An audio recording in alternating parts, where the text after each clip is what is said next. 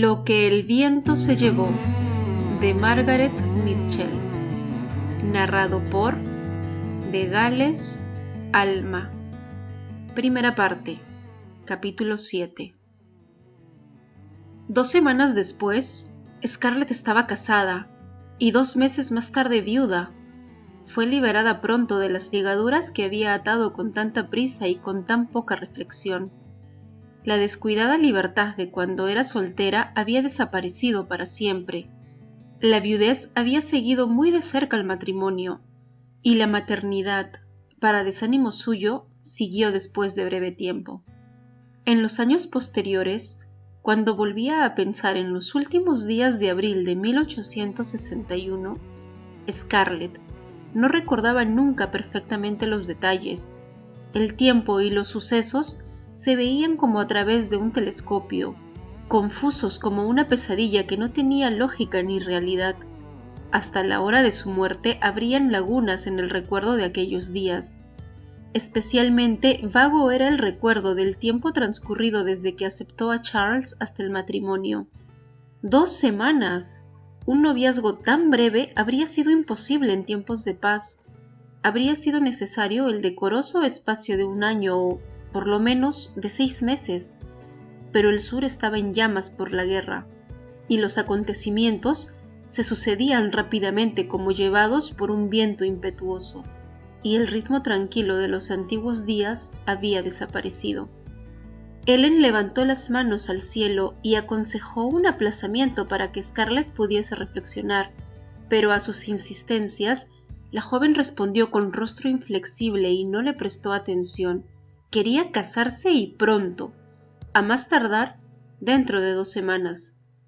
Sabiendo que el matrimonio de Ashley había sido anticipado del otoño al día 1 de mayo, a fin de que pudiese marchar con la milicia apenas fuese llamado al servicio, Scarlett había fijado la fecha de su propia boda para el día anterior al de la suya. Ellen protestó, pero Charles peroró con nueva elocuencia, porque estaba impaciente por marchar a Carolina del Sur para unirse a la legión de Wade Hampton. Gerald se puso de parte de los jóvenes, estaba excitado por la fiebre de la guerra y complacido de que Scarlett hubiera hecho una buena elección. ¿Por qué retrasarlo? Ellen, aturdida, terminó por consentir como tantas otras madres en aquellos días. Su mundo tranquilo había sido trastornado. Sus plegarias, sus consejos y sus exhortaciones se rompían contra la fuerza nueva que los arrastraba. El sur estaba ebrio de entusiasmo y de excitación. Todos se hallaban convencidos de que una batalla bastaría para terminar la guerra, y los jóvenes se apresuraban a enrolarse antes de que la guerra terminase, y se daban prisa a casarse antes de ir a batir a los yanquis. Se hicieron docenas de casamientos de guerra en el condado. Quedaba muy poco tiempo para sentir el dolor de la separación. Todos estaban demasiado ocupados y emocionados para tener pensamientos graves o para perder el tiempo en lamentaciones. Las mujeres preparaban uniformes, hacían punto y cortaban vendas. Los hombres se ejercitaban y organizaban. Trenes repletos de tropas atravesaban diariamente Jonesboro, dirigiéndose al norte, a Atlanta y a Virginia. Algunos destacamentos fueron alegremente uniformados con los colores rojo, azul y verde de las compañías de la milicia. Otros pequeños grupos vestían ropas tejidas a mano y gorros de piel de tejón. Otros, sin uniforme, vestían de paño negro. Todos estaban armados a medias y ejercitados a medias también, pero llenos de excitación y con ganas de gritar como cuando iban a una fiesta. La vista de aquellos hombres daba a los muchachos de la comarca el temor de que la guerra pudiese terminar antes de que ellos mismos llegasen a Virginia. Los preparativos para la partida del escuadrón fueron activados. En medio de este tumulto, se hicieron también los preparativos para el casamiento de Scarlett, la cual, casi sin darse cuenta, fue envuelta en el vestido de novia y el velo de Ellen, y descendió la larga escalinata de Tara del brazo de su padre, mientras gran cantidad de invitados los esperaban. Después recordó, como en un sueño, los cientos de candelabros que iluminaban las paredes, el rostro de su madre, afectuoso, un poco angustiado, con sus labios que se movían en una silenciosa plegaria por la felicidad de su hija. Gerald, rojo por los abundantes tragos de coñac y por el orgullo de casar a su gatita con un joven dotado de dinero y buen nombre, y Ashley, al fondo de la escalera, con Melanie del brazo. Viendo la expresión de aquel rostro, ella pensó: no puede ser verdad, no puede ser, es una pesadilla. Me despertaré y encontraré que era una pesadilla. No debo pensar en esto ahora. Pensaré más tarde, cuando pueda soportarlo, cuando no vea más sus ojos. Era en verdad como un sueño, aquel paso, a través de 2 filas de personas sonrientes, el rostro encarnado de Charles, y sus palabras balbuceantes, y las respuestas propias tan extrañamente claras y frías. Después, las felicitaciones y los abrazos, los brindis y el baile, todo como un sueño. También la sensación del beso de Ashley en su mejilla y el dulce susurro de Melanie. Ahora somos verdaderamente hermanas. Eran irreales. Hasta la excitación provocada por la serie de incidentes ocasionados por la gruesa y emotiva tía de Charles, la señorita Pittypat Hamilton, parecía una pesadilla. Cuando el baile y los brindis terminaron y sobrevino la aurora, cuando todos los invitados de Atlanta que fue posible hospedar en Tara y en las dependencias se fueron a acostar en los lechos, en los divanes y en las balas de algodón extendidas en el suelo, y todos los vecinos se volvieron a descansar en vista del casamiento del siguiente día en 12 Robles, entonces aquel estado de catalepsia semejante a un sueño se rompió como un cristal ante la realidad. La realidad era Charles, que salía lleno de emoción de su gabinete, en camisón de noche, evitando la mirada de espanto que ella le dirigía desde la cama. Ciertamente, ella sabía que las personas casadas ocupaban el mismo lecho, pero no había pensado nunca en esto. La cosa parecía naturalísima en el caso de sus padres, pero no había pensado nunca en aplicarla a sí misma. Ahora, por primera vez después de la barbacoa, se dio cuenta de lo que había hecho. El pensamiento de que aquel joven extraño, con quien ella en realidad no se había querido casar, debía venir a su cama, mientras su corazón estaba lleno de angustia y de llanto por su acción demasiado ligera, y de desolación por haber perdido a Ashley para siempre, le era insoportable. Mientras él dudaba en acercarse, ella murmuró con voz ronca: «Si te acercas, gritaré fuerte, gritaré con todas mis fuerzas. ¡Márchate! ¡No me toques!». Así, Charles Hamilton pasó su noche de boda sobre una butaca colocada en un ángulo del dormitorio, sin sentirse demasiado infeliz, porque comprendía, o creía comprender, el pudor de la delicadeza de su esposa. Estaba dispuesto a esperar que sus temores se desvanecieran. Solo suspiró, rebulléndose para buscar una posición cómoda, y pensó que dentro de poco tendría que marchar a la guerra. Si sus propias bodas tuvieron para Scarlett un carácter de pesadilla, las de Ashley aún fueron peores. Con su vestido verde manzana del segundo día, en el saloncito de 12 Robles, entre el esplendor de centenares de velas y apretada entre la misma multitud del día anterior, vio la carita insignificante de Melanie Hamilton resplandecer hasta llegar a ser bella en el momento en el que se convirtió en Melanie Wilkes. Ahora, Ashley estaba perdido para siempre. Su Ashley, no su Ashley. ¿Había sido alguna vez suyo? Todo estaba confuso en su mente. Su cerebro estaba cansado y lleno de angustia.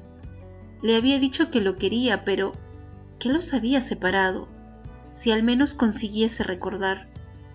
Había impuesto silencio a las comadrerías de la comarca casándose con Charles, pero ¿cuál era el resultado? Entonces le habría parecido importante, pero ahora no lo era realmente. Lo único que importaba era Ashley. Ahora se había escapado para siempre, y ella estaba casada con un hombre al que no solo no amaba, sino por el que sentía un verdadero desprecio. ¡Oh! ¡Cómo lo lamentaba todo! Había oído hablar de gentes que se habían cortado la nariz para burlarse de su propio rostro, pero hasta hoy esto no había sido para ella más que una figura retórica. Ahora comprendía lo que quería decir. Junto al deseo frenético de liberarse de Charles y volver sana y salva a Tara, doncella aún, tenía conciencia de que la culpa era de sí misma. Ellen había tratado de retenerla y ella no había querido escucharla. Bailó toda la noche como alucinada, y habló mecánicamente y sonrió maravillándose de las estupideces de los demás, que la creían una esposa feliz y no veían que tenía el corazón destrozado. No, gracias a Dios no lo veían. Aquella noche, después de que mamita la hubo ayudado a desnudarse y se marchó, cuando Charles salió del gabinetito preguntándose si debía pasar una segunda noche en la butaca, ella rompió a llorar. Lloró hasta que Charles subió al lecho, a su lado, y trató de confortarla. Lloró sin pronunciar palabra, y al fin cesaron las lágrimas, y permaneció sollozando tranquilamente con la cabeza sobre el pecho del joven. Si no hubiese sido por la guerra, habrían estado una semana de visitas a través de la comarca, con bailes y convites en honor de las dos parejas de esposos, antes de que partiesen a Saratoga o White Sulphur en viaje de bodas. Si no hubiese sido por la guerra, Scarlett se hubiera puesto trajes para el tercero, cuarto y quinto día, para recibir a los Fontaine, a los Calvert y a los Tarleton, pero no hubo ni recibimientos ni viajes de novios. Una semana después de la boda, Charles se marchó para unirse con el coronel Wade Hampton. 15 días después, también Ashley y la milicia se pusieron en marcha, dejando toda la comarca desierta de jóvenes. En aquellas 2 semanas, Scarlett no tuvo ocasión de ver a Ashley solo, ni de cambiar una palabra con él, únicamente en el terrible momento de la partida, cuando se detuvo delante de Tara, camino del tren. Ella pudo decirle unas palabras. Melanie, con cofia y chal, serena en su nueva posición de señora casada, estaba cogida de su brazo. Todos los habitantes de Tara, blancos o negros, salieron para saludar a Ashley, que se iba a la guerra. Melanie dijo: «Debes besar a Scarlett, Ashley. Ahora es mi hermana». Ashley se inclinó y le rozó con los labios fríos el rostro rígido e impasible. Scarlett no sintió la menor alegría por este beso. No estaba satisfecha, porque lo había sugerido Melanie. Esta le apretó un brazo diciéndole: «¿Irás a Atlanta a hacernos una visita a la tía Pitty-Pat y a mí? Tenemos tantos deseos de tenerte con nosotros, querida. Deseamos conocer mejor a la esposa de Charles». Transcurrieron 5 semanas durante las cuales vinieron de Carolina del Sur cartas de Charles, tímidas, estáticas, enamoradas, llenas de amor y de proyectos para después de la guerra, llenas de su deseo de ser un héroe por su amada y de su adoración por su comandante Wade Hampton. La 7ª semana llegó un telegrama del mismo coronel, y después una carta, una bella y digna carta de condolencia. Charles había muerto. El coronel quería haber telegrafiado antes, pero Charles, creyendo que su enfermedad no fuese cosa importante, no había querido preocupar a su familia. El desgraciado muchacho no solo había sido engañado en el amor que creía haber conquistado, sino también en sus altas esperanzas de honor y de gloria en el campo de batalla. Había muerto ignominiosamente después de una breve pulmonía a continuación de un sarampión, sin haberse podido acercar a los yanquis. A su debido tiempo nació el niño de Charles, y, como se acostumbraba dar a los hijos el nombre del comandante de sus padres, fue bautizado con el nombre de Wade Hampton Hamilton. Scarlett lloró de desesperación cuando supo que estaba encinta, y deseó morir. Llevó su embarazo con un mínimo de molestias. Trajo al mundo al niño con pocos sufrimientos, y se restableció tan rápidamente que obligó a decir a mamita que esta era una cosa vulgar, porque una señora debía sufrir más. Scarlett demostró poco afecto por el niño. No lo había deseado y no estaba contenta con su llegada. Ahora que lo tenía, le parecía imposible que fuese suyo y una parte de sí misma. Si bien físicamente se había restablecido pronto, mentalmente estaba aturdida y dolorida. Su espíritu estaba decaído a pesar de todos los esfuerzos de los habitantes de la plantación para levantarlo. Ellen atendía sus labores con aire preocupado, y Gerald, blasfemando más que de costumbre, llevaba de Jonesboro inútiles obsequios a su hija. Hasta el viejo doctor admitió estar desorientado después de que su tónico compuesto de azufre y hierbas no diera resultado. Dijo a Ellen, en privado, que era el dolor lo que hacía a Scarlett tan irritable, y cada día más indiferente. Pero Scarlett, si hubiese tenido ganas de hablar, habría dicho que se trataba de un dolor muy diferente del que creían, y más complejo. No dijo que era el fastidio, el terror de ser madre, y sobre todo, la ausencia de Ashley lo que le daba aquella expresión tan dolorida. Su fastidio era agudo y continuo. El condado carecía de toda diversión y de toda manifestación de vida social desde que la milicia partiera a la guerra. Todos los jóvenes interesantes se habían marchado. Los 4 Tarleton, los 2 Calvert, los Fontaine, los Monroe y todos los muchachos atrayentes de Jonesboro, Fayetteville y Lovejoy. Habían quedado los viejos, los inválidos y las mujeres. Estas pasaban el tiempo haciendo punto y cosiendo, cultivando con más abundancia el algodón y el grano, y criando mayor número de cerdos, ovejas y vacas para el ejército. No se veía nunca un verdadero hombre, excepto cuando una vez al mes venía el comisario del escuadrón, el maduro cortejador de Sue Ellen, Frank Kennedy, a abastecerse de víveres. Los hombres del almacén de intendencia no eran muy interesantes, y el tímido cortejo de Frank Kennedy la fastidiaba hasta resultarle difícil ser cortés en sus miradas. Si al menos él y Sue Ellen se decidieran. Aunque los soldados de intendencia hubiesen sido más interesantes, esto no hubiera cambiado la situación. Ella era viuda, y su corazón estaba en la tumba de su marido. Por lo menos todos estaban convencidos de ello y pensaban que ella obraba de conformidad con lo que creían. Esto la irritaba, porque, por mucho que buscase, no conseguiría recordar nada de Charles, como no fuese aquella expresión de ternero moribundo cuando ella le dijo que se casaría con él. También esta imagen iba desapareciendo. Era viuda y tenía que comportarse como tal. Las diversiones de las muchachas ya no eran para ella. Ahora debía ser todavía más seria que una señora casada. Ellen se lo recordó el día que encontró al lugarteniente de Frank que paseaba en el jardín con Scarlett y le hacía reír de todo corazón. Profundamente preocupada, Ellen le había dicho lo fácil que era ser criticada como viuda.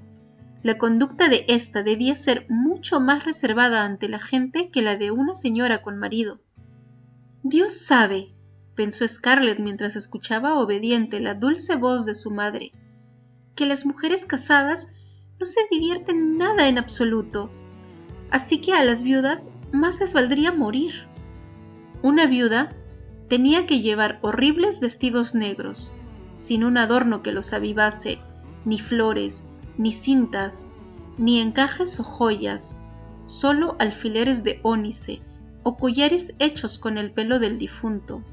El velo de crespón negro que llevaba en la cofia debía llegarle hasta las rodillas, y solo podía ser cortado 3 años después de la viudez, de modo que le llegase solo hasta los hombros. Las viudas no podían charlar animadamente ni reír fuerte. Cuando sonreían, debían hacerlo de una manera triste y trágica. Y, esta era la cosa más terrible, no podían, de ningún modo, demostrar que experimentaban placer en compañía varonil. Si algún hombre era tan grosero que le demostrase interés, ella debía persuadirle con una digna referencia de su marido. Oh, sí, pensaba Scarlett tristemente. Hay viudas que se vuelven a casar, pero cuando están viejas y arrugadas. Dios sabe cómo lo consiguen, con todos los vecinos ocupándose siempre de ellas. Generalmente es con algún viejo desolado que debe atender a una gran plantación y a una docena de chiquillos.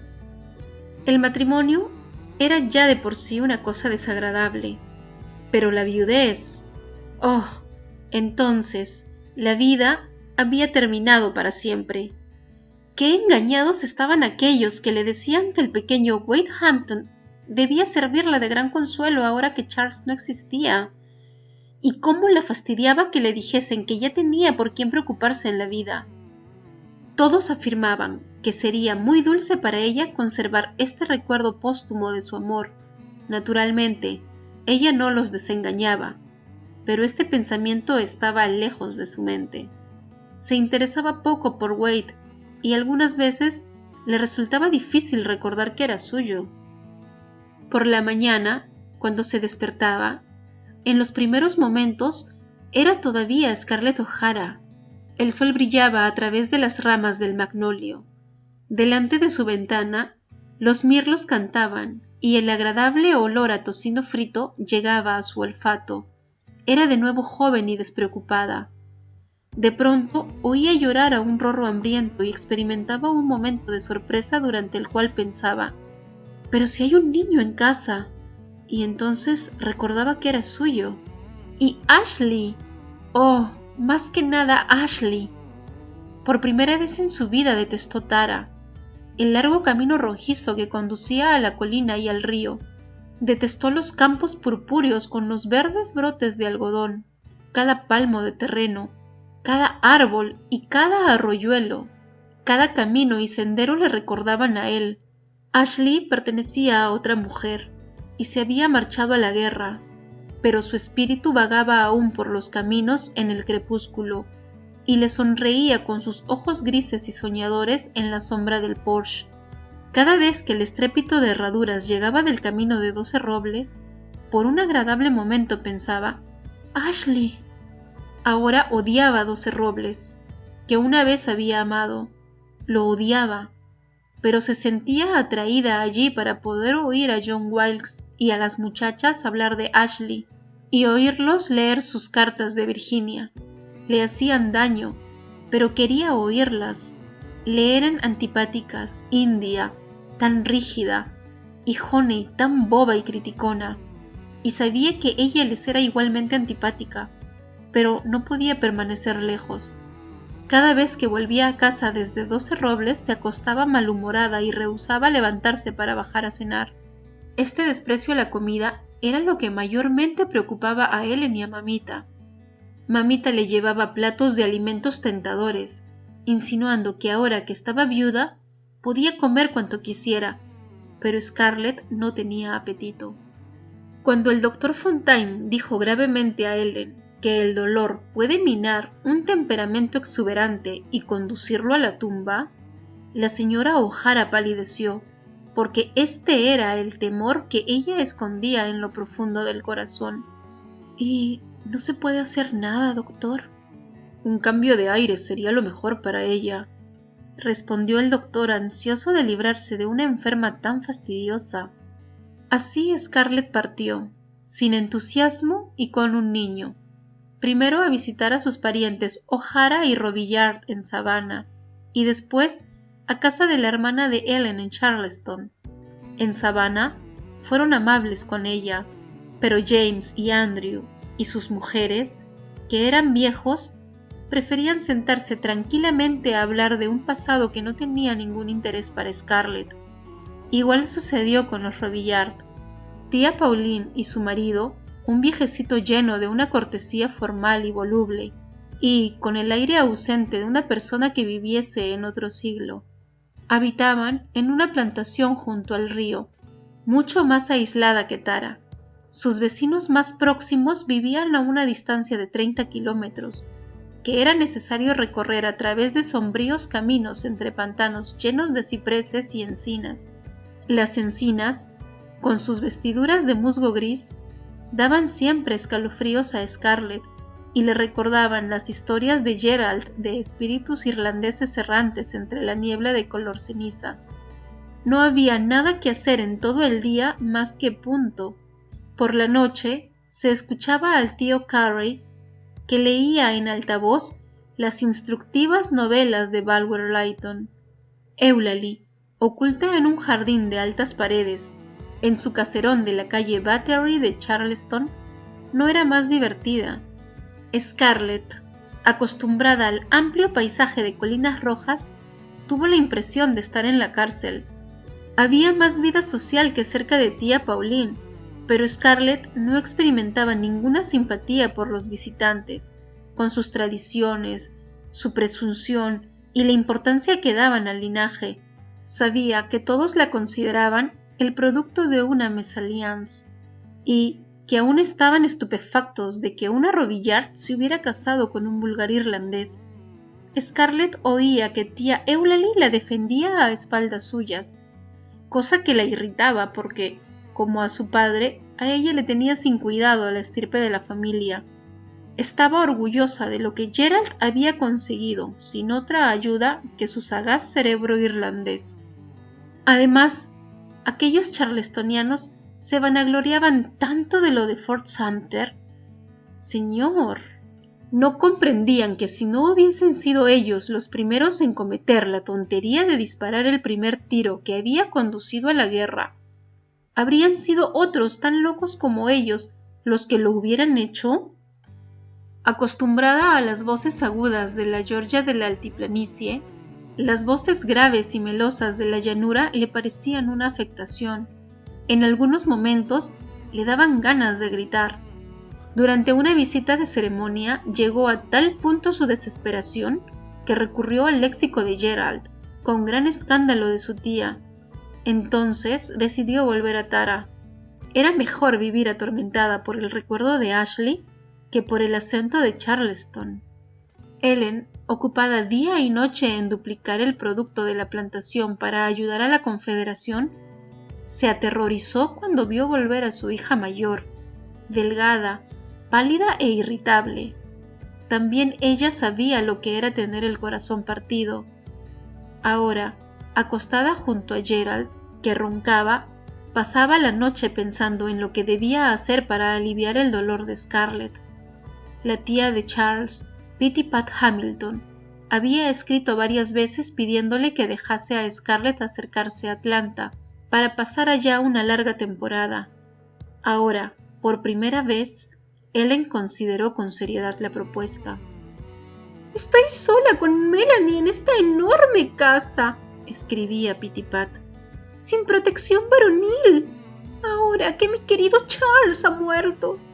Es verdad que tengo a mi hermano Henry, pero la delicadeza me impide escribir mucho acerca de él. Melanie y yo nos sentiremos más tranquilas y seguras con Scarlett en casa. 3 mujeres solas están mejor que 2. Quizás Scarlett encuentre un poco de alivio a su dolor curando, como dice Melanie, a nuestros pobres soldados en los hospitales de nuestra ciudad. Y, además, Melanie y yo tenemos tantas ganas de ver al pequeño». Así, el baúl de Scarlett fue cerrado de nuevo, conteniendo sus trajes de luto, y ella partió para Atlanta con Wade Hampton, su niñera Prissy, gran cantidad de advertencias sobre el comportamiento a observar de parte de Ellen y mamita, y $100 en billetes de la Confederación que le dio Gerald. No deseaba particularmente ir a Atlanta. Tenía a tía Pity-Pat por la vieja más fastidiosa que conocía, y la idea de vivir bajo el mismo techo que la mujer de Ashley le repugnaba. Pero el condado, con todos sus recuerdos, le hacía la vida imposible, y cualquier cambio era bien recibido.